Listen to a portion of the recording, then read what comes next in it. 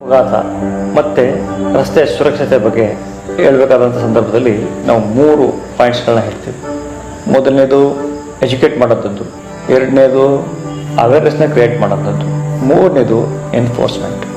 Educate ಮಾಡೋದು ಅಂತಂದರೆ ಅವ್ರನ್ನ ಈ ಏನು ಕಾಯ್ದೆಗಳಿದ್ದಾವೆ, ಸಂಚಾರಿ ನಿಯಮಗಳು, ಬೋರ್ಡ್ಗಳು, ರಸ್ತೆಯಲ್ಲಿ ಅಪಘಾತ ವಲಯ ಅಂತ ಇರ್ತದೆ, ಇಂಥದ್ರ ಬಗ್ಗೆ ಅವ್ರ ತಿಳುವಳಿಕೆ ಕೊಡೋದು. ಅವೇರ್ನೆಸ್ ಅಂದರೆ ಜಾಗೃತಿ. ಇದನ್ನು ಮಾಡೋದು ಅಲ್ಲಲ್ಲಿ ನಾವು ಇಂಥ ಪ್ರೋಗ್ರಾಮ್ಸ್ನ ಮಾಡ್ತಾ ಇರ್ತೀವಿ. ಕೆಲವು ಸಾರಿ ಮೊಹಲ್ಲಾಗಳಲ್ಲಿ, ವಾರ್ಡ್ಗಳಲ್ಲಿ, ಹಳ್ಳಿಗಳಲ್ಲಿ, ಗ್ರಾಮ ಪಂಚಾಯತಿ ಮಟ್ಟಗಳಲ್ಲಿ ನಾವು ಒಂದು ಜಾಗೃತಿ ಮಾಡೋ ಕೆಲಸನ ಮಾಡ್ತೀವಿ, ಅವೇರ್ನೆಸ್.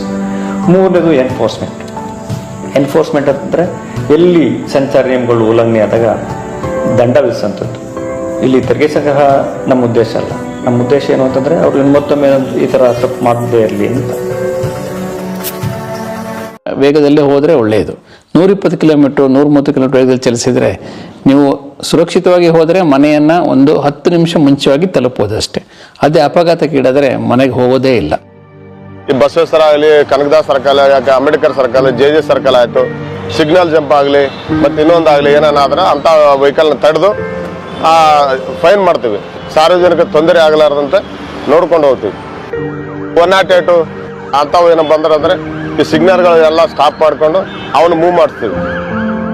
ಮದ್ಯಪಾನ ಮಾಡಿ ವಾಹನ ಚಲಾವಣೆ ಮಾಡಬಾರ್ದು, ಮೊಬೈಲ್ದಲ್ಲಿ ಮಾತಾಡಿಕೊಂಡು ವಾಹನ ಚಲಾವಣೆ ಮಾಡಬಾರ್ದು, ಟ್ರಿಬಲ್ ರೈಡ್ ಹೋಗಬಾರ್ದು, ಮತ್ತು ಒನ್ ವೇದಲ್ಲಿ ಹೋಗ್ತಕ್ಕಂಥದ್ದು ಆಗಬಾರ್ದು. ಈಗ ವಿದ್ಯಾರ್ಥಿಗಳಿಗೆ ನಾನು ರಿಕ್ವೆಸ್ಟ್ ಮಾಡ್ತೇನೆ, ಪ್ರತಿದಿನ ವೇಗವಾಗಿ ಹೋಗೋರೆ ಅವರು. ಎಂತ ನೀವು ಸಿಗ್ನಲ್ ಬಿದ್ದರೂ ಕೂಡ ಅದರಾಗೇನೆ ಹೊಡ್ಕೊಂಡು ಹೋಗ್ತಾ ಇರ್ತಾರೆ. ಇದು ತಲೆನೋವಾಗಿದೆ ಪೊಲೀಸ್ ಆರಕ್ಷಕರಿಗೆ. ರಸ್ತೆಯಲ್ಲಿ ವಾಹನ ಚಾಲನೆ ಮಾಡಬೇಕಾದ್ರೆ ತುಂಬಾ ಸ್ಪೀಡ್ ಆಗಿ ವಾಹನ ಚಾಲನೆ ಮಾಡಬೇಕು, ಕುಡಿದು ಗಾಡಿಯನ್ನು ಓಡಿಸಬೇಕು.